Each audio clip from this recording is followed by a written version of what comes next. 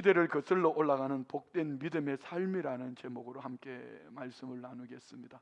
자, 우리 성도님들이 이런 단어를 들어보셨는지요? 외거지 왕따. 외거지 왕따. 왜라고 묻는 거 아니고 외국할 때 외거지 왕따. 이 발음이 내가 별로 안 좋아가지고 외거지 왕따라는 얘기 들어보셨어요? 얘기는 이런 겁니다. 방학이 지나고 나면 서울의 부촌에 있는 아이들이 학교 가면은요, 모두가 다 방학 때에 휴가철에 어느 나라 갔다 왔나 외국에 다녀온 얘기를 하는데, 부촌이라고 다 잘 사는 건 아니잖아요. 어느 가정은 외국에 가고 싶은데 갈 환경이 못 되어서 외국에 못 갔는데, 이 아이는 학교 가면은 외국을 못 간 외거지 왕따, 이런 얘기가 있어요. 세상이 완악하다는 얘기입니다. 지난주에는 목요일, 금요일 이틀 동안 제5회 강원 특별자치도 기도회가 5번째로 인제 스피디움 호텔에서 있었습니다. 첫 번째는 2020년도 코로나가 막 시작할 때에 철원에서 제1회 강원 조찬 기도회를 전국에 있는 대표성 뛰는 목사님들과 우리 강원도 안에 있는 지자체 수장들과 또 우리 교회연합회 함께 어우러져서 첫 번째 시작을 제가 회장일 때 시작을 했는데, 1, 2, 3회를 하고 4회는 다른 분이, 제가 5회 또 이렇게 기도회를 하는데요, 참 너무 감사했어요. 17개 광역시도 정경회장단과 18개 시군 기독교연합회, 그리고 도지사님을 비롯한 또 기관장님들, 그 무엇보다도 이번에 평신도 리더들도 초청을 해서 약 140여 명이 모인 자리에서 함께 어우러져서 우리 강원특별자치도를 위한 우리 교회의 역할들 함께 기도하고 나누는 그런 은혜의 시간이었습니다. 이 기도에 앞서서 특강을 했는데요, 한 2시간 정도. 주제는 빅체인지 한국교회라는 주제로 특강을 했습니다. 빅체인지 한국교회라는 이 책을 쓰신 미래학자인 최윤식 박사님의 특강이었습니다.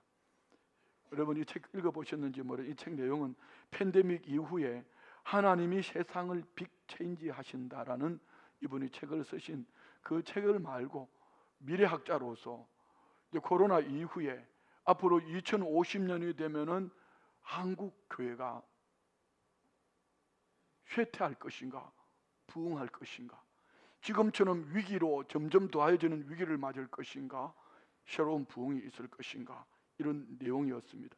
저는 개인적으로 큰 위로와 비전의 시간이었습니다. 이유는 우리 교회가 계획하고 추진하는 성시화의 중심이 되는 교회, 한국교회의 불을 밝히는 교회, 세계 선교에 앞장서는 교회, 비전을 다음 세대에 전달하는 교회라는 이 4가지 우리 핵심 마음의 중심을 가지고 제 목회 사역이기도 하고, 우리 교회가 가는 방향이기도 하고, 여러분이 함께 동력하며 나아가는 신앙 여정이기도 한데, 만만치가 않습니다. 저항 세력이 참 큽니다.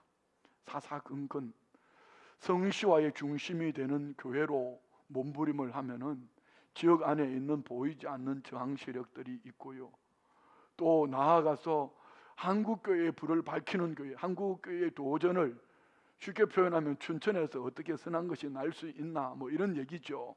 그리고 세계 선교에 앞장서는 교회, 우리 교회 안에는 이런 저항 세력이 없는지 모르겠어요. 선교를 얘기하면은 나도 힘든데, 나도 어려운데 뭐 남의 나라까지 갈 거 있냐고, 남의 나라까지 생각하냐고 이렇게 말을 하지만, 저는 개인적으로 우리나라 지금 사회 문화나 정치적인 풍토를 보면은요, 꼭 망하기 정말 좋은 때입니다. 성경적으로 보면은 가장 악한 때가 지금입니다. 구약 성경을 보십시오. 우리가 한 몇 주 동안에 열왕기상 16장부터 22장 아합 왕 시대에, 그 시대의 모습이 지금 꼭 우리나라의 정치적으로, 경제적으로, 사회적으로, 종교적으로도 문화적으로도 꼭 그런 때를 살고 있습니다. 아합 왕은 사람 편에서 보면, 수평적으로 보면 참 좋은 왕입니다. 그 백성들의 마음을 읽어주고 긁어주고 위로해주고 소망해주니 그 백성들 모두가 아합 왕의 편에 서는 이유는 아합의 부인 이세벨이 이세벨이 가지고 온 바알 신과 아세라 우상은, 지금으로 말하면은요, 바알은 풍요의 신이요 아세라는 쾌락의 신입니다. 세상은 풍요의 만몬신 앞에 무릎을 꿇었고 쾌락에, 그래서 내 삶이 힘들어도 어려워도 호텔에 30만 원, 20만 원 하는 빙수 사진 한번 찍어가지고 올리는 것이 삶의 문화인 것처럼 되어버렸습니다. 그런데 이 나라가 망하지 않고, 이렇게 이 나라가 그럼에도 불구하고 세계의 중심에 서서 삐그덕 일어나는 이유를 저는 목회 성경적인 관점에서 적어도 세 가지를 봅니다. 그 첫 번째는 아직까지 전 세계적으로 기도하는 교회로 그 중심에 한국교회가 살아있다. 지금부터 한 20여 년 전에요, 저는 중국에 가서 보고, 야, 한국의 이 촛대가 중국으로 넘어가는 거 아닌가. 근데 시진핑이 등장하면서 그 촛대에 불을 다 꺼버렸습니다. 아직까지 한국교회가 기도가 깨어있고 살아있습니다. 오히려 역동적으로 어렵기 때문에 더 열심을 내는 교회들이, 기도로 더 열심을 내는 성도들이 우리 교회 안에도, 한국교회 안에도 많이 있다는 것 말입니다. 두 번째는요, 그래도 선교하면은 미국이 그 중심에 있습니다. 미국의 역사를 한번 보십시오. 기독교 역사와 그들의 선교 역사와 함께 그 나라는 세계 최강의 나라로서 그 나라의 축복된 삶. 그럼 한국은 어떨까요? 이제 미국이 선교를 점점 멀리합니다. 교회가 힘을 잃어가고 있습니다. 미국 선교사님들이 떠나간 그 자리를 한국교회 선교사님들이 지켜내고 있습니다. 두 번째, 한국교회를, 이 나라를, 이 민족을 하나님이 그래도 살려주시는 이유는 한국교회가 아직까지 선교로 깨어있다는 것 말이에요. 선교는 살게 하는 이유입니다. 여러분 안에 이 선교에 도전이 있기를 원합니다. 선교에 비전이 있기를 원합니다. 다음 주 우리 또 필리핀 독립기념일 행사와 세 곳 선교사님들을 방문하려고 하는데, 여러분 함께 가기 싫으면은 선교 헌금이라도 해요. 보러 오면 하잖아. 오면 했으니까 오면을 책임을 져야죠. 여러분 생각해 보세요. 몇천 명이나 되는 필리핀의 한 지역에 컨퍼런스 엄청난 홀을 빌려서 그 지역에 있는 기독교인들, 지방 행정부 다 불러 모아서 우리 교회 문화 행사를 하고 복음을 전하고, 이는 엄청난 일이지요. 그것뿐 아니라 우리가 선교하는 선교사님들 어려운 곳에 방문해서 그분들에게 함께 힘을 실어주고 또 그분들의 필요를 채워가는 것, 떠나는 몇 분과 또 보내는 우리 모두가 함께 이 축복의 통로로 있기를 원합니다. 세 번째로, 하나님께서 이 나라를 지켜주시는 이유를 저는 제일 중요한 것이 이것이라고 생각합니다. 북한에는 하나님 앞에 무릎을 꿇은 그 3대에 걸쳐서 내려오는 우상 앞에 무릎 꿇지 않고 복음을 지키기 위해 목숨 건 30만 명의 피눈물이 나는 기도가 있기 때문에 하나님은 이 남한 땅을 지켜주십니다. 왠지 아십니까? 남한이 무너지면 끝나거든. 이 6월 호국 보훈의 달에 우리가 이 세 가지를 좀 생각했으면 좋겠어요. 첫 번째는 이 망할 나라를 기도하는 그들을 통하여 하나님이 살려주신다. 망할 나라를 이 선교 한국을 통해 하나님이 살려주신다. 이 망할 나라를 북한에 있는 그 지하교회 30만 목숨 걸고 피눈물 흘리며 신앙생활하는 그들을 통하여 하나님이 살려주신다. 여러분 듣기 싫죠? 얼굴이 입이 삐죽하는데 그 삐죽한 거 나중에 입에 안 할 거야. 다 기쁨으로 찬양합시다. 여러분 명심하십시오. 정말 명심하셔야 합니다. 이제는 성경적인 가치관을 가지고 풀어낸 겁니다. 자, 여러분 보세요. 얼마나 저항이 센지요. 이 네 가지 비전을 가지고 나가려고 하니까 얼마나 저항이 센지요. 왜 저항이 셀까요? 바알 신과 아세라 우상, 풍요와 쾌락의 신이 오늘 교회 안에 다 들어와 버렸어. 여러분은 어떠신지요? 목사님, 나 좋은 얘기만 듣고 싶어. 편한 얘기. 나도 살기 어려우니까 위로해줘. 여러분, 성경 어디를 봐도 살기 어려울 때 내가 위로해 줄 게 없습니다. 한번 보십시오. 우리가 열왕기상 17장 18장에 나눈 얘기가 뭐죠? 사로와 가부 죽을 지경에 되니까 오히려 엘리야를 통해서 그거 내놔라. 그거 먼저 내놔라. 하나님은 여러분 거지 동냥하는 이런 신앙을 원하지 않습니다.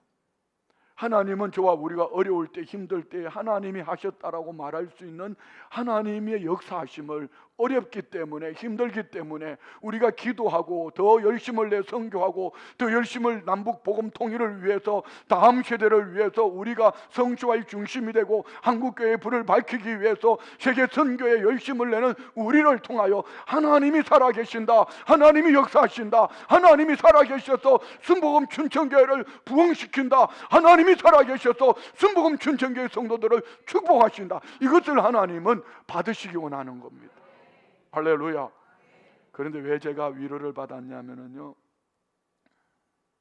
강기정 회장을 하면서 나는 3년을 했는데, 코로나 3년을, 남들은 1년 하는 거 3년 동안 했는데 이 3년 하면 저항 세력이 없었겠습니까? 그것뿐 아닙니다. 교회 안에는 저항 세력이 없겠습니까? 목회자들 안에는 저항 세력이 없겠습니까?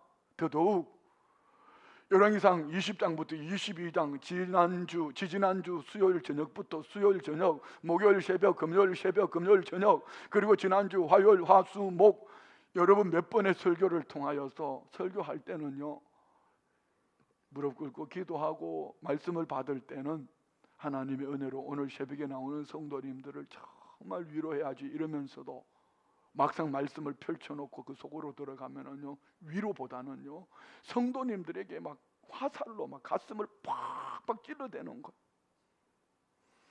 그 설교를 하고 돌아서서는 제 가슴을 쥐어뜯지요.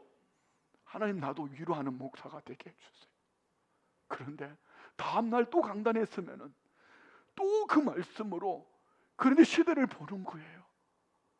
아합 왕 시대에 나만 홀로 남았나이다고 말했던 엘리야처럼, 어쩌면 아합 왕 주변에 400명의 좋은 말을 하는 선지자들이 있었지만 미가야와 같이 하나님의 마음을 전하는 예레미야와 같은 눈물의 심정으로, 하나님, 나 좀 부드럽게 목회하게 해주세요.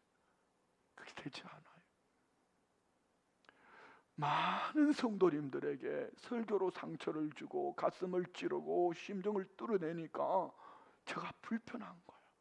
그런데 이 최윤식 박사님의 2번의 강의를 들으면서 바로 이거였구나. 우리 교회가 가는 이 방향이 지금 여러분 늘 말씀드린 것처럼 제가 사는 날 동안은 쉬엄쉬엄 편하게 이렇게 가도 되지만 2050년 되면은 앞으로 한국 교회가 이대로 가면 3분의 1쪽이 날 텐데, 3분의 1쪽이 나는 이유, 첫째는 저출산입니다. 둘째는요, 지금 5070, 우리 교회 핵심인 5070이 그때는 없어집니다. 그리고 정말 하나님을 영적으로 체험하지 못한 세대들이 중심에 섭니다. 자, 보십시오. 인구가 없죠. 인구가 2050년도 그대로 나가면 3분의 1쪽 납니다. 거기다가 이제 믿음으로 체험한 세대가 없어집니다. 더 문제는요, 사이비 이단, 이것도 문제이지만 가나안 성도, 예수를 믿지만 나는 교회 안 나가, 이보다 더 심각한 것은 국민소득이 3만 불, 역대에 그렇습니다. 국민소득이 3만 불 되면 탈종교와 70%가 종교의 필요성을 느끼지 못한다는 거 말이에요. 지금 최근의 통계 속에 30, 40 세대에게 종교의 필요성을 67%가 종교의 필요성을 느끼지 않는다 했습니다. 다시 말씀드리면은 인구가 3분의 1로 줄어들어. 거기에다가 은혜를 체험한 사람은 없어져. 여기에다가 이제 신앙의 필요성을, 그것도 전체 종교의 필요성을 느낀 자가 30%밖에 안 돼. 그 중에 기독교회는 몇 프로 되겠습니까? 그러면은 우리 미래 세대의 한국 교회는 아무것도 못합니다. 그래서 우리가 10년 후를 보면서 자립 선교를 계획하고 준비하고 있고, 다음 세대를 깨우는 일을 어떻게든 다음 세대를 세워야 된다는 이 다음 세대의 중심에는 엄마 아빠인 3040 세대가 있습니다. 이 세대들이 3040 세대들이 어찌하든지 성령의 충만함을 받아야지. 그리고 그 다음 자녀들이, 다음 세대들이, 오늘 우리 영준 집사님이 아기 때 엄마의 영향을 받아서 영준 집사가 그 영향을 우리에게, 태속에 있는 아이에게 잘 전해지면 비전이 있습니다. 그러나 지금 이 시대의 흐름 그대로 가면 2050년은 한국교회는 3분의 1쪽이 납니다. 그러나 이번의 얘기는 이것으로 끝나지 않았습니다. 한국교회의 위기이지만 새로운 한국교회의 부흥, 2050년도에 한국교회 다시 살아난다. 이유를 제4차 대부흥기, 제5차 대부흥기를 말씀하셨어요. 지금이라도 한국교회가 돌이키면 하나님이 한국교회를 위해 마련해 두신 최소 2번의 새로운 부흥의 기회를 맞이할 수 있다는 것이죠. 앞선 3번의 부흥기를 한번 볼까요? 그 첫 번째 부흥기는 제1차 대부흥기는 사도행전적 부흥기라고 할 수 있는 평양 대부흥운동입니다. 1903년 북강원도 원산에서 하디 선교사의 회개로 시작되어진 이 부흥운동이 1907년 평양 대부흥으로, 그리고 전국교회로, 전 세계로 뻗어나간 것입니다. 두 번째는요, 제2차 부흥기는 6.25 전쟁 이후 초교파적으로 시작된 민족 복음화 운동으로 기독교가 사회 중심에 서서 역할을 감당했습니다. 그리고 제3차 대부흥기는 1970년대 한국 경제의 부흥과 함께 더 중요한 것은요, 1960년대 베이비 부머 시대에 등장으로 말미암아 1990년대는요 십자가만 꽂아도 부흥하는 그런 시대였습니다. 아파트 단지에 건물만 크게 지어놔도 자동적으로 부흥하는 그런 시대가 있어요. 제3차 부흥입니다. 자, 그러면은 지금 한국교회는 어떤 위기를 맞고 있는가? 인구 절벽에, 여러분 2022년도 0.78이었습니다. 2023년도에 0.72였습니다. 올해는 벌써 1, 4분기를 지나면서 0.6대로 내려간 지역도 많이 있습니다. 심각하지요. 대한민국 망했네요 했던 그 학자가 말을 할 수 없는 거예요. 이런 위기를 지금 우리는 맞고 있습니다.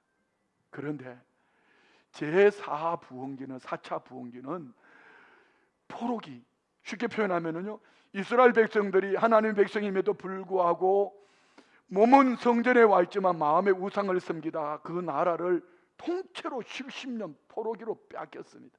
근데 하나님은 이들에게, 너에게 내가 재앙을 주는 것이 아니라 미래와 희망을 준다 했습니다. 그 포로기로 이름도 성도 문화도 다 빼앗긴 그들이 포로기 속에 양적인 부흥이 아니라 질적인 부흥이 크게 두 가지가 있었습니다. 한 가지는 그동안은 기록된 말씀이 없었는데 성경책을 만들어 기록된 말씀이 있었고요. 두 번째는 예배 처소가 없으니, 예배할 수 없으니 그들의 심령은 하나님을 예배해야 살아낼 수 있습니다. 그래서 그들은 예배에 대한 갈증, 하나님에 대한 갈증, 그래서 그들이 포로에서 돌아와서 눈물을 흘리며 씨를 뿌린 자 기쁨으로 단을 거두려 성전에 올라가며 부르는 노래가 있었습니다. 다시 말씀드리면은요, 한국교회가 지금 위기라고 말하는 이때에 포로기 때처럼 우리가 하나님의 성전을 사모하고 예배를 사모하고 정말 하나님의 말씀을 사모하고 펼쳐서 읽고 그 말씀으로 살아내려고 몸부림을 하면은 우리 교회처럼 양적인 부흥도 있지만 이 내면의 질적인 엄청난 부흥의 역사가 일어날 줄 믿습니다.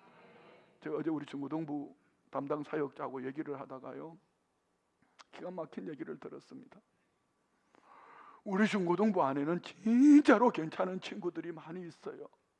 열심을 내는 친구들이, 봉사도 하고 헌신도 하고 오라면 오고 가라면 가는 친구들이 많이 있어요. 제자 훈련을 하다가 성경 읽은 얘기를 하니까 우리 아이들이 성경책을 아예 읽지를 않습니다. 그 아이들 중에 교사가 있고, 그 아이들 중에 봉사하고, 그 아이들 중에, 그 친구들 중에서 교회에 열심을 내니 부모들은 교회 오는 것으로 만족하고 있지만, 여러분, 그 친구들 속에 하나님의 말씀이 들어가지 않아서 어떡할까요? 그런데 참 감사한 것은 우리 사역자들이 영아부, 유치부, 유초등부, 중고등부, 청년부 우리 사역자들이 본인들이 말씀 앞에 껴 있어서 어떠하든지 이들에게 말씀으로 세우려고 몸부림을 하면서요, 여러 가지 프로그램과 함께 몸부림을 하는 그 모습들을 보면서 저는 참 감사합니다.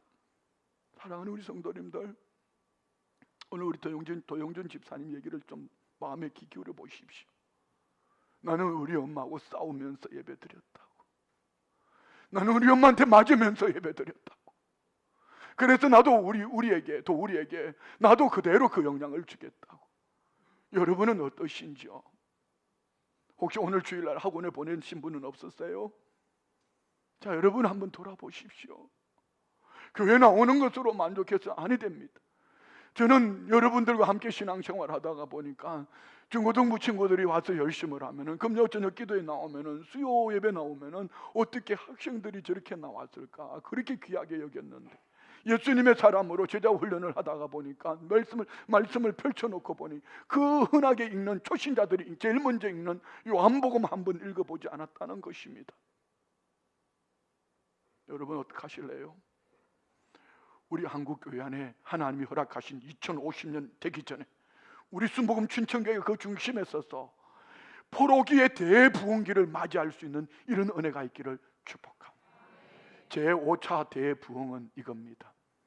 통일, 남북 복음 통일입니다. 남쪽 5천만, 북쪽 2200이지만 2500만, 7500만. 한인 교포 빅트차라는 분이 남북 통일 순식간에 이루어져, 그분은 미국에 정치적으로 엄청난 영향을 끼치는 분이죠. 한국 통일 순식간에 이루어질 수 있는데, 지금 한국 정치가, 한국 경제가 통일 준비하지 않으면은 동서독이 통일되고 난 다음에 지금 여러분 30년째인가요? 헤매고 있습니다. 아직도 준비를 한 그 나라도 우리도 준비하셔야 합니다. 기도로 준비하고요. 통일되면 북한에 원래 땅 사러 가는 게 아니고 텐트 들고 가서 어떻게 복음을 전할까? 저 북녘 땅에 어떻게 복음을 전할까? 김일성, 김정일, 김정은으로 우상화되어 있는 저 영혼들에게 우리가 먹을 걸 주는 것이 아니라 어떻게 복음을 전할까? 이런 거 말입니다. 하나님이 분명히 이 한반도를 복음 통일 이루어서 세계를 향한 선교의 거점에 한반도를 사용하실 것을 믿습니다. 제4부흥기 포로기 때 나타나는 교회의 세 가지, 저는 이 말씀에 그렇게 은혜를 받았습니다. 지금 제4부흥기를 맞는 교회들이 있고, 이때 나타나는 세 가지 교회가 있는데, 세 가지 유형이 있는데, 첫 번째는 소멸하는 교회입니다. 보십시오. 춘천에 약 80%가 교회 학교가 없습니다. 교회 학교가 소멸됐습니다. 연합회를 하면서 목사님들을 모아놓고 이런 다음 세대 얘기하면은요, 꿈 같은 얘기. 우리는 노인들만 있는데 노인들이 뭔 애를 낳냐고. 제가 그렇게 했습니다. 이번에도 자기들이 날 능력 안 되면 기도는 할 수 있잖아. 젊은 사람들이 애를 많이 낳게 해달라고 기도는 할 수 있잖아. 여러분 그렇지 않아요? 이게 지금 한국 교회의 위기입니다. 소멸하는 교회. 두 번째는요, 재부흥하는 교회. 멈추는 것처럼 보여졌지만 내면에 말씀으로 질적으로 부흥하니 양적으로 같이 일어나는 겁니다. 세 번째는요, 새롭게 탄생하는 부흥하는 교회입니다. 이런 교회들이 지금 한국 교회 안에 우후죽순처럼 세워져 가고 있습니다. 자, 여러분, 이렇게 변하는 세상의 거센 물결 앞에 우리 교회와 우리 성도님들의 신앙적 가치관과 믿음의 삶은 어떠한지요? 저는 여러분 죄송합니다. 은혜로 들어주시면 좋겠습니다. 제가 절대로 좋은 목사가 되려고 몸부림을 치지는 않을 겁니다. 여러분에게 인기 있는 목사가 되려고 몸부림을 치지는 않을 겁니다. 저는 미안합니다. 여러분이 영적으로 하나님으로부터 멀어지면은 여러분을 많이 괴롭힐 수도 있습니다. 지난 2주간 새벽마다 여러분의 심정 폐부를 화살로 찔렀던 것처럼 말입니다. 이유는요, 이거 하지 않으면은 우리 어느 날 주님 앞에 갔을 때, 주님 앞에 섰을 때에 여러분 저 멱살 잡을 거예요. 좋아요, 저 멱살 잡아도 괜찮아요. 그런데 그때는 다시 돌이킬 수가 없어요. 여러분, 이제 우리 교회가 순복음 샘터라고 월간지를 발간을 하고 있습니다. 코로나 오기 전에는 매월 1회 우리 교회가 지나온 발자취를 월간지를 발간을 하다가 코로나 오면서 2개월에 한 번씩 월간지를 발간을 하는데요, 이 책을 받았어요. 5월 6월 거 받아서 이렇게 읽는데요, 성령님이 제게 물었습니다. 2달 동안 니네 교회 잘한 것 같냐?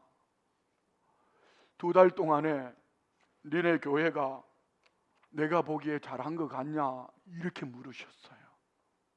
그리고 그 마음에 감동이 있어서 쭉 봤습니다. 다른 분 외부의 글 말고 우리 교회 안에 이렇게 되어져가는 부분을 보니 저 비전에 맞게끔 성도님들이 열심을 내어주셔서 마음에 흡족한 마음을 가졌는데, 다시 성령님이 제게 이렇게 물으시는 것 같았어요. 너 내 앞에 설 때, 네 죽음의 끝자락에서 너의 인생을 펼쳐놓을 때 네가 내게 할 말이 있나? 2달에 지나온 발자취를 여기 사진이 있고 글이 있고 조목조목 기록되어져 있는 것처럼 하나님 나라 생명책에 우리 모든 성도님들의 삶을 조목조목 하나님이 기억하시고 상 주시려고 기록하셨을 터인데, 너 내 앞에 설 때에 조목조목 잘했다고 칭찬 들을 만한 내용이 있나? 이렇게 물으셨어요. 여러분, 우리 인생 그리 길지 않다는 거 여러분 늘 얘기하잖아요. 이 얘기하니 성도님들이 그러시더라고요. 목사님, 자꾸 목사님 짧게 사는 거 얘기하지 마세요. 예, 잘 들어보세요. 우리 교회는요, 살겠네 했기 때문에 120까지는 살 거예요. 아멘 한 집은 120은 살 거예요. 아멘 안 한 분은 119까지는 살 거고요. 그런데 저마다 삶의 기준이 있잖아요. 여러분, 120은 모두에게 주어진 120이 아니라는 거 말입니다. 어느 날 누구는요 50에 갈 수도 있고요. 제게도 기준이 있습니다. 저는 제일 가까이 제게 영향을 끼친 2분이 있습니다. 저희 원로 목사님 연세로 하면은 저 앞으로 10년 남았습니다. 저희 아버지 연세로 하면 저 20년 남았습니다. 그는 제 얘기가 아니고 여러분 기분 나빠도 들으셔야 합니다. 우리 성경은 우리 인생을 손바닥만 하다 한 뼘이다 입깁니다. 여러분, 들의 풀과 같고 그 영광은 풀의 꽃과 같다, 안개와 같다, 나그네 인생이다. 여러분은 앞으로 몇 년 더 살 것 같습니까? 이 2발로 건강함으로 걸어서 여러분이 성전에 나올 수 있는 기간이 여러분에게 앞으로 몇 년 더 남은 것 같습니까? 그리 많이 남지 않았습니다. 그런데 성경은 이렇게 말해요. 우리 짧은 인생 여정에 산 이 삶으로 영원한 하나님 나라에서 하나님은 눈물을 닦아주시고 잘했다 칭찬하시고 상 주시겠다고 말씀하시니, 여러분이 짧은 인생 여정 속에 좀 힘들면 어떻고, 좀 피곤하면 어떻고, 좀 눈물 흘리면 어떻고, 좀 밤잠을 못 자면 어떻고, 내가 좀 손해보면 어떻고, 내가 좀 불이익을 당하면 어떻고, 좀 억울하면 어떻습니까? 이것 때문에 하나님이 기억하시고 더 큰 상 주시고, 더 기억하시고 더 큰 상 주시고, 더 눈물 닦아주시고, 하나님이 안아주시고 잘했다 칭찬하시고, 하나님이 여러분에게 영원토록 사는 삶을 축복하신다면 여러분은 어느 길을 택하실래요?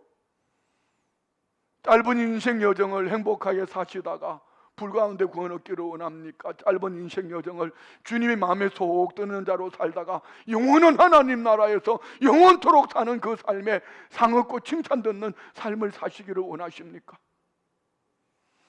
제가 여러분에게 절대로 강한 목사가 되고 싶지 않는 것은 저도 마음이 여리기 때문에 여러분에게 이런 설교를 하고 돌아서서는 제가 가슴을 쥐어뜯습니다. 우울합니다. 밥맛이 없습니다. 괴롭습니다. 그런데 제가 살고자 여러분에게 편한 소리, 좋은 얘기만 하고 나면은 여러분에게 내일이 없어요. 그리고 그 다음을 기대할 수가 없어요. 그래서 정말 독한 목사 소리 들어도, 못된 목사리 소리 들어도 이 강단에서만큼은 너하고 나하고 말고 하나님의 말씀을 대언하는 자로 우리 성도님들에게 진리의 말씀으로 대언하며 이 시대를 분별하는 눈을 열어서 이 시대를 믿음으로 살아냈으면 좋겠습니다. 지금 우리 교회는 어느 방향을 하고 가고 있는가? 이 목사의 목회의 방향은 지금 어디를 가고 있는가? 교회에서 다양하게 섬길 일이 많지만 가장 귀한 일은 우리 전 성도님들을 예수님의 제자로 만드는 것입니다. 찬양대로 찬양하고 찬양단, 주차봉사, 차량봉사, 안내, 식당, 주방봉사, 뭐 다양한 많은 봉사들이 있죠. 얼마나 귀한 분들이에요. 그러나 그보다 더 중요한 것이 있다면은 봉사하기 이전에 제자가 되면은 그 봉사의 참 의미도 기쁨도 칭찬도 상급도 교회가 하나됨도 놀라운 하나님의 은혜 역사도 넘쳐나게 될 줄 믿습니다. 예수님께서 공생의 기간 동안에 예수님은 집필을 했더라? 없어요. 예수님은 건물 지었더라? 없어요. 예수님은 천국 복음을 전하고 가르치고 각색 질병을 고치면서 딱 한 가지 중심을 둔 것은 제자 세우는 것이었어요. 그리고 부활 승천하시기 전에 예수님이 제자들에게 이 제자 삼는 사역을 우리는 지상 최대의 사명, 유언과도 같이 부활 승천하시면서 제자들에게 유언과도 같이 말씀을 남겨주신 말씀이 오늘 본문입니다. 여러분은 이 본문을 단순하게 전도하는 교회, 성도들을 전도하라고 일시키는 교회, 선교하라고 일시키는 교회, 사람을 그거 아닙니다. 여러분 괜찮습니다. 우리 교회로 안 불러 모아도 괜찮습니다. 여러분의 삶의 현장에서 제자로 살기를, 모든 족속을 제자 삼아 아버지와 아들과 성령의 이름으로 세례를 주기를 내 힘, 내 노력, 내 능력으로 가지 않고 나와 함께 하시는 성령님의 도우심으로 믿음으로 살아낸다면 여러분은 정말 멋있는 제자입니다. 여러분은 정말로 귀한 분입니다. 그분이 주님이 기뻐하시고 그분을 향하여 주님은 상 주실 것입니다. 여러분 오늘 본문 다 같이 한번 읽을까요? 다 같이 큰 목소리로요. 예수께서 나와 말씀하여 이르시되 하늘과 땅의 모든 권세를 내게 주셨으니 그러므로 너희는 가서 모든 민족을 제자로 삼아 아버지와 아들과 성령의 이름으로 세례를 베풀고 내가 너희에게 분부한 모든 것을 가르쳐 지키게 하라. 볼지어다 내가 세상 끝날까지 너희와 항상 함께 있으리라 하시니라. 아멘. 세 가지입니다. 너 가서 모든 족속을 제자 삼으라. 가서 가르쳐라. 내가 너와 함께 해줄게. 예수님의 제자로 세우는 일은 너무나 소중하고 영광스러운 일입니다. 이 세상에는 많은 영광스러운 일이 있지만은요, 많은 영광스러운 일들 중에 최고로 영광스러운 일은 예수님을 쏙 빼닮은 예수님의 제자로 세우는 일입니다.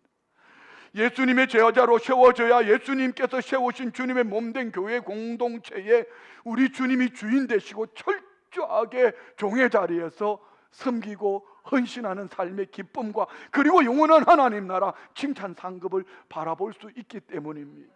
예수님의 제자가 되지 않으면은요, 교회를 자꾸 세상 가치관으로 교회 안에 만들어진 이 조직이 무엇은 자기의 어떤 자기를 드러내는 삶인 것처럼 뭔 일을 하면은 내가 하지만요, 그는 주님 앞에 가서 상 얻을 거 아무것도 없습니다. 여러분, 주님 앞에 우리가 갈 때는요, 우리가 행한 이 모든 일들의 신앙 고백을 가지고 가는 겁니다.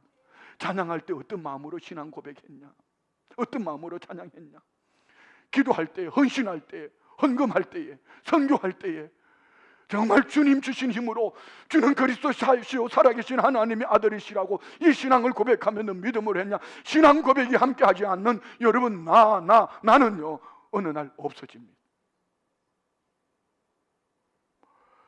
교회의 미래는 한 사람 한 사람을 주님과 동행하는 제자로 세우는 데 있습니다.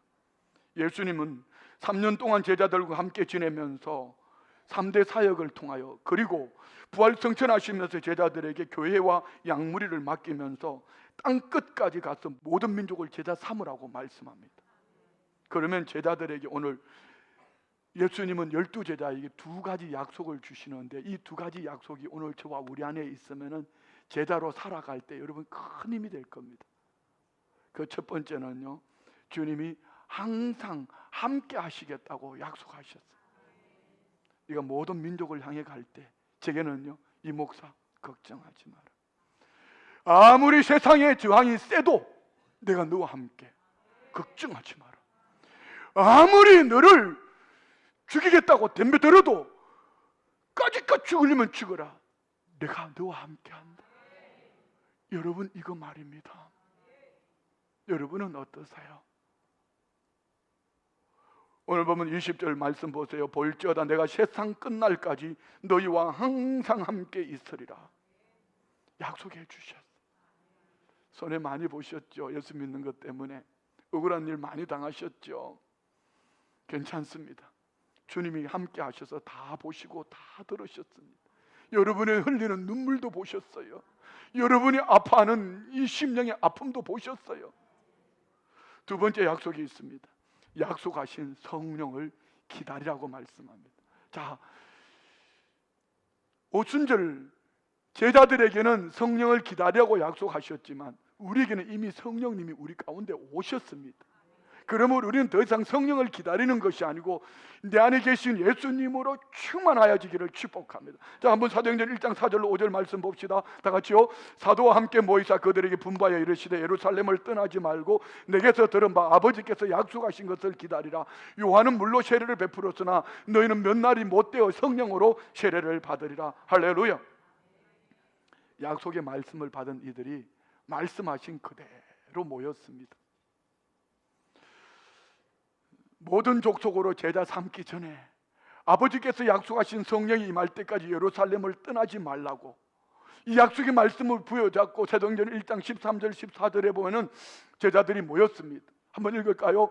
들어가 그들이 요한은 다락방으로 올라가니 베드로, 요한, 야고보, 안드레, 빌립, 도마, 빌도, 바돌로메, 마테오, 알프의 아들 야고보, 셀로는 시몬, 야고보의 아들 유다가 다 거기 있어. 다 같이 시작.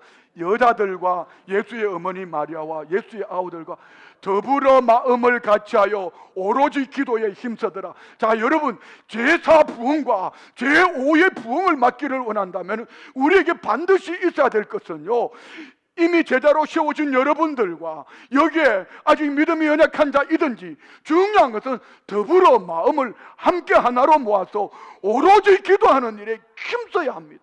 무엇 때문이죠? 그게 하나님의 약속이 있기 때문입니다. 할렐루야. 오로지 기도에 힘쓴다는 얘기는요, 그들이 이 약속의 말씀을 받고 세상의 저항이 너무 세서 길은 보여요. 길은 보이는데 그 길을 가면은 하나님의 약속의 말씀이 아니에요. 그래서 이 약속을 받는 길은 오직 한 길, 예수 그리스도밖에 없기 때문에 그들은 오로지 기도에 힘쓰더라. 이것밖에 할 수 없는 상황, 제자들이 할 수 있는 게 이것 말고는 아무것도 없더라는 얘기입니다. 잘 보세요. 여러분이 살아가면서 힘들 때에, 피곤할 때, 지칠 때에 피곤함을 떨칠 수 있는, 육체의 피곤함을 떨칠 수 있는, 여러분 마음에 쾌락을 줄 수 있는 방법은 많습니다. 그렇지만 우리가 온전함으로 회복할 수 있는 길은 한 길, 내가 곧 길이요 진리요 생명이라고 말씀하시는 예수님 앞에서 예수님과 함께 동행하고 예수님과 묻고 예수님의 마음을 받고 그 길밖에 없습니다. 오늘 목사님이 그러시더라고요. 그분 걸 그대로 인용해 볼게요. 저도 그랬습니다. 이 설교를 준비하며 저는 한 주간 계속 준비하다가 어제 저녁에는 어제는 아침부터 계속 행사가 있었습니다. 오후 시간부터 말씀을 준비하는데요, 저녁 시간 되니 어질어질하고 말씀이 막 흐리고 잘 안 돼요. 그래도 몸부림만 하면서 그냥 한 10시까지 버틴겨 봤어요. 더 이상 버팅길 수 없어 집에 가서 새벽 일찍 나와서 나머지 정리해야지 하고 10시쯤 집에 들어갔는데 잠이 왔겠습니까? 오늘 주일에 대한 거룩한 부담을 가지고 잠을 잘 수가 없죠. 뒤척하다 한 12시쯤 잠들었나요? 2시 반에 깨졌습니다. 머릿속에 막 설교가 돌아갑니다. 휴대폰을 끄집어내서 노트에 막 적습니다. 그리고 지금까지 준비해놨던 그 설교를 새벽에 나와서 또 다시 정리합니다. 자, 여러분은 신앙생활 하다가 인생 여정 속에서 가다가 딱 부딪히면 어떡합니까? 예를 들어 제일 쉬운 거, 여러분 인생에 물질이 내 주머니에 한 푼도 없어. 여러분은 어느 길을 먼저 택하시는지요? 혹시 장롱 밑에 1,000원짜리 하나 흐른 거 없나? 꼬챙이 집어넣어서, 아니면은 옷 털어보고 지갑 털어보고 합니까? 아니면은 누구한테 전화하면 좀 도와줄까? 누구한테 전화하면 될까? 여러분, 이것은 여러 갈래 길입니다. 한 목사님은 이렇게 얘기하시더라고요. 이렇게 설교를 준비하면서 설교가 안 돼. 그래서 좀 마음의 평안을 얻기 위해서 내가 한잔하고 마음의 평안을 얻고 설교 준비를 해도 괜찮겠냐고 이렇게 성도들에게 물어보더라고. 저도 한번 여쭤볼게요. 제가 설교가 준비가 안 돼서 와인 한 잔 쫙 하고 기쁜 마음으로 설교 준비해도 괜찮을까요? 시온 찬양대? 감사해요. 와인 한 잔 하고 준비할게요. 여러분들이 여쭤볼게요. 좋아요. 와인보다 더 약한 맥주, 생맥주 한 잔 쫙 들이키고 설교 준비, 행복하게 설교 준비해도 괜찮겠습니까? 자, 보세요. 제가 뭐 그거 드시지 말라는 얘기 아닙니다. 괜찮아요. 그러나 적어도 여러분 평소에는 어떠하든지 여러분이 인생 삶 속에 문제가 부딪힐 때는요, 더 두려움과 떨림으로 주 앞에 서야 되지 않겠습니까? 글 쓰는 분들이 얘기하지요. 글 쓰다가 글이 막히면은 담배를 하면은요, 영감이 떠오른답니다. 그래서 글 쓰는 분들이 꼴초가 많아요. 그러면 이 목사도 설교하다가 막혔으니까 책상 위에다가 재떨이 갖다 놓고, 요즘 담배 이름이 뭐가 있나, 뭐 옛날에 거북선, 청자 한각 갖다 놓고 막 아버지 말씀 주세요. 여러분, 이렇게 해도 괜찮겠죠? 그런데 왜 여러분은 사업하다가 주님 한 분만 바라보고 오직 기도에 힘쓰면서 사업할 수 있고, 얼마든지 공부하다가 오직 주님만 바라보면서 기도할 수 있고, 사람 관계에 부딪힐 때 오로지 기도하면서 힘쓰며 해결할 수 있는데, 왜 다른 곳에서 야야야 스트레스 받는다, 야 오늘 나 노래방 가자, 야야 그거 그냥 두면은 관절염 걸린다, 야 찜질방 가자, 야 회개하셔야 되지 않겠습니까? 오늘 그들은 오직 한 길, 주님 앞에 약속의 말씀을 붙잡고 기도했더라. 그러면은 이들만 그랬을까요? 그렇지 않습니다. 이사야 38장 봅시다. 히스기야 왕이 죽을 때가 되었습니다. 죽을 지경에 처했습니다. 자, 봅시다. 그때 히스기야가 병들어, 자 여러분, 아수르가 쳐들어왔습니다. 18만 5천 명이 쳐들어왔습니다. 히스기야가 병들어 죽게 되었다는 것은 이 병이 그냥 왔겠습니까? 병들어 죽기까지 그는 얼마나 힘든 시간을 보냈을까요? 마음의 온통 상처로 이제 그가 힘들어 죽을 지경이 되었습니다. 병들어서 죽게 되었습니다. 그때 이사야 선지자가 이렇게 말합니다. 여호와께서 이같이 말씀하시기를, 너는 내 집에 유언하라. 내가 죽고 살지 못하리라. 너 유언하고 이제 죽지 너 살지 못할 거야. 유언해라. 이 말을 들었어요. 히스기야가 인생 절벽 아닙니까? 인생 절벽을 만난 히스기야가 뭐 하나 보십시오. 와인 마셨는지, 아니면은 담배 피러 갔는지, 친구하고 여행 갔는지, 아니면 노래방 갔는지, 찜질방 갔는지, 이걸 새벽에 나가냐, 야, 뭘 저녁에 나가서 그렇게 밤을 새우고 와. 어떻게 했는지 봅시다. 다음 절을 봅시다.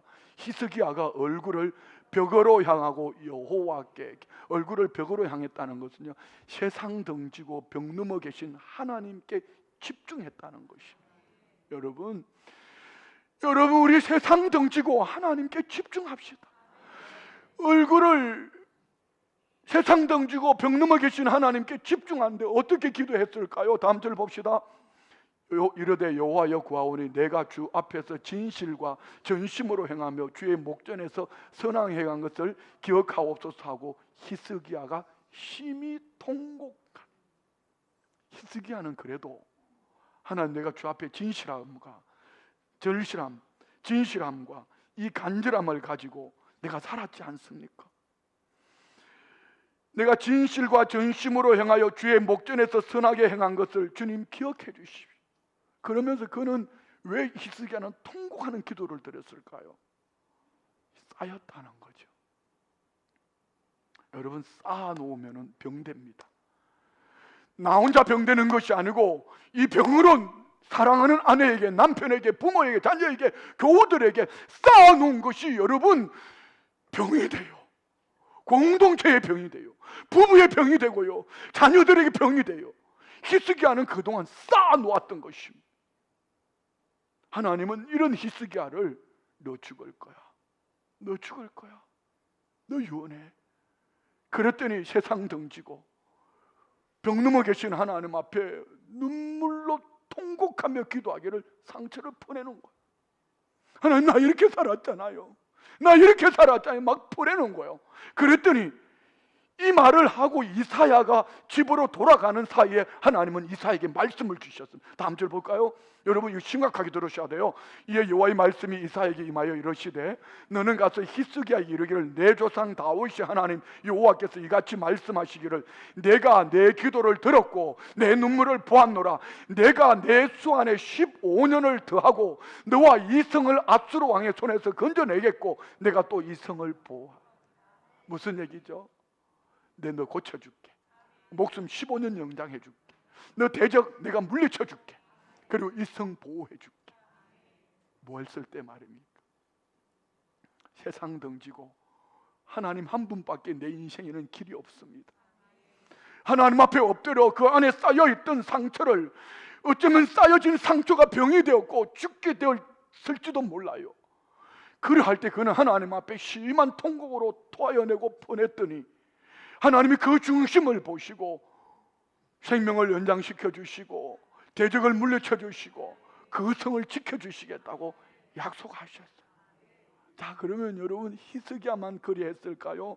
우리가 오로지 기도에 힘쓸 수밖에 없도록 하나님만 의지할 수 있는 환경. 자, 여러분, 그러면은 여기 꼭 위기를 만났을 때 그렇게 해야 될까요? 그렇지 않습니다.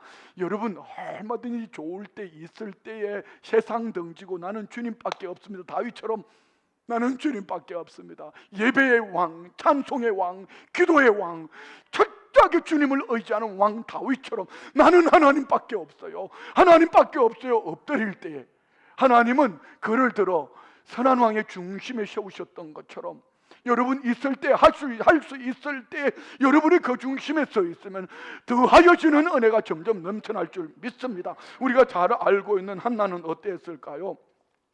한나 얘기하기 전에 우리 인생에는 많은 길이 있어요. 문제를 해결하는 길, 많은 길. 그래서 마가복음 9장에 보면은 벙어리 귀신 들린 아이 아버지가 예수님께 와서 하는 말이 할 수 있거든 이 아이 좀 고쳐주세요. 할 수 있거든 무슨 얘기죠? 할 수 없어도 괜찮다. 할 수 있으면 좀 해달라는 겁니다. 오직 한 길이 아니고 당신이 못할 수도 있고 다른 길도 있으니까 할 수 있거든 이 아이를 좀 고쳐주세요. 그런데 예수님은 너 그 기도 가지고는 안 돼. 너 그 기도 가지고는 응답 못 받아.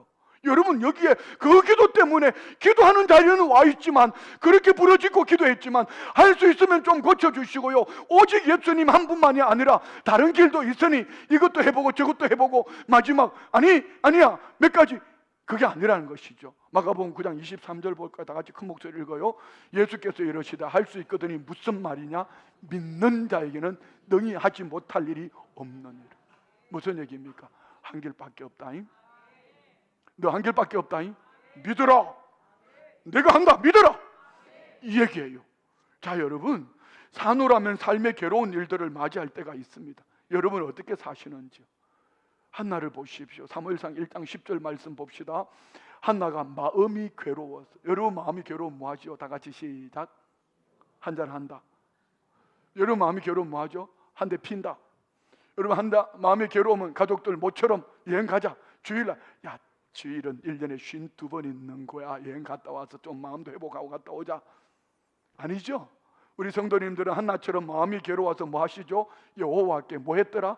기도하고 통곡. 여기 통곡은 뭘까요? 그동안에 번인나로 격동시키는 번인나로 아이가 없는 그것 때문에 지역 안에서 저주받은 인생으로 불려질 때 명명되어질 때 받은 상처들 차곡차곡 쌓인 걸 다 토해냅니다. 얼마까지요? 12절 말씀 볼까요? 그가 여호와 앞에 오래 기도하는 동안에 엘리가 그의 입을 주고 오래 기도하며 다 여러분 오래 기도 안 해도 괜찮아요. 느헤미야 1장에 보면 화살 기도도 나옵니다. 주여 이거 말입니다. 그런데 왜 오래 기도해야 되죠? 여러분 오랜 신앙의 연조만큼 여러분 안에 쌓여있는 상처를 퍼내야 되는데 차곡차곡 쌓아놨다가 퍼낸가 싶었는데 같이 갈 때 다시 받아가지고 가. 다시 가져가서 집에 가서 남편한테 퍼내고 부인한테 퍼내고 자식 새끼들한테 퍼내고 다 퍼내고 또 상처 주고 주고받고 상처를 주고받고 그랬더니 쌓아가지고 사는 거야. 신앙에 열심은 있는데 그 모습을 보고 어떤 자식들이 어떤 자녀들이 누가 그 모습을 보고 교회 다니겠냐고요. 오래 기도하는 동안에 뭐 했을까요? 퍼내고 나니까 어떤 은혜가 임했을까요? 15절 봅시다. 한나가 대답하여 이르되 내 주여 그렇지 아니하니다. 나는 마음이 슬픈. 갑자기 저는요 엘리가 왜 포도주나 독주를 생각했을까? 이 사람이 영적으로 눈이 감긴 사람이 지가 포도주 독주 마시고 목회한 거 아닌가? 이런 생각이 들더라고. 갑자기 이번에 처음으로. 여러분 아니죠? 그리고 뭐 했어요? 여호와 앞에 내 심정을 통한 것뿐이라고. 자 봅시다. 토해내는 기도 가운데에 오래 기도하니 이 상처가 다 터져나가고 나니 하나님과 내가 대화가 되고 교제가 되다. 기도는 여러분 얻는 수단이 아니라 내 안에 계시는 성령님과 동행하는 믿음의 삶이 기도입니다. 내가 항상 너희와 함께하리라. 세상 끝날까지 너희와 함께하리라 말씀하신 주님이 내 안에 계시니 주님 이 얘기하면 또 제 아내한테 욕먹을 일인데 한 번만 더 할게요. 금요일 날 이 강단에 올라오는데 갑자기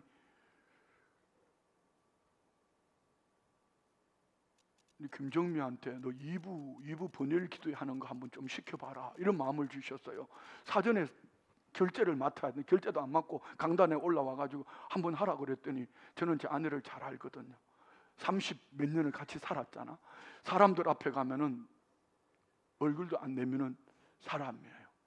그리고 제가 목회를 시작하면서 절대로 주방에 들어가지 말고 절대로 여성교회 간섭하지 말고 하라 해도 못해요.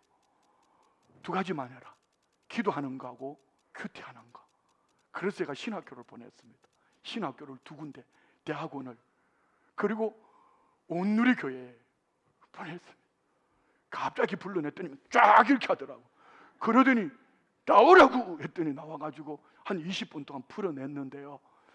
성령님이 풀어내게 하실 때 딱 한 사람 저를 위로해 주시고 제게 은혜를 주셨어요. 이런 말이 있잖아요. 너 봤지? 너 지난주에 설교 세게 한 것 때문에 너무 힘들어하지 마라. 내 안의 입술을 통해서 너 지금 위로받고 있는 거야. 저는 개인적으로 저는 이렇게 은혜를 받았습니다. 다시 말씀드리면요, 여러분 모두도 언제든지 여러분 안에 계시는 성령님과 동행하며 성령님께 묻고 기도하며, 여러분의 기도는 교제예요. 교제, 대화예요. 여러분 얻는 수단이 아니고 그거는 모든 우상을 섬기는 일도 얻는 수단으로 기도하지만 우리는 힘들기 때문에, 어렵기 때문에 세상 끝날까지 내가 너희와 함께하려 말씀하신 주님과 함께 걸어가는 거예요. 주님 아름답죠. 뭐 이 목회하다가 보면은요, 이렇게 수많은 성도들이 있어도요, 가끔 가다가 보면 목사한테 또 싫은 소리 하는 분도 있어요. 그러면 주님, 저 인간 어떻게 좀 해주세요 이렇게 말하고 싶은데 주님 먼저 가로막아 버려. 네가 축복하면 내가 네게 축복해 줄게, 막 이런 마음을 주시잖아요. 그러면 여러분 축복하는 게 좋겠어요? 아니면은 주님 쟤 좀 치워주세요 이렇게 말하는 게 좋겠어요? 목회해 보니까요, 쓰레기차가 지나고는 더 센 똥차가 오더라고. 그래서 절대로 치워달라고 소리 안 합니다. 주님 내 마음을 고쳐주세요. 미안해요. 말씀 마칩니다. 우리가 세상의 거센 저항을 받고 있습니다. 한국 교회는 2050년을 정점에 두고요, 지금 기로에 서 있습니다. 여러분의 신앙 여정은 어떠신지요? 여러분의 자녀들의 신앙 여정은 어떠신지요? 여러분의 가정은 어떠신지요? 우리가 세상을 거슬러 올라가며 믿음으로 살아낼 수 있는, 믿음의 본이 될 수 있는 삶이 무엇일까요? 우리는 오직 한 길밖에 없어요. 주님 편에 서는 것. 세상 끝날까지 내가 너희와 함께하려 말씀하신 약속의 말씀을 붙잡고 내가 제자가 되어지고 제자 삼는 일에 우리가 성시화와 한국교회와 또 선교와 다음 세대들의 이 비전을 품고 나아갈 때, 여러분, 우리 안에 내면의 질적인 성장과 우리 교회 안에 양적인 성장과, 그리고 그 다음 하나님께서 저와 우리를 통하여서 잘했다고 칭찬하시며 영원한 하나님 나라에 그 세상의 저항을 받아 믿음으로 살아내는 동안 흘렸던 눈물을 닦아주시며 위로해 주시고 여러분에게 큰 축복으로 영원토록 살게 하실 줄 믿습니다. 우리 안에 이 은혜가 있기를 원합니다. 다 같이 말씀을 생각하면서 합심으로 기도하시겠습니다. 좋으신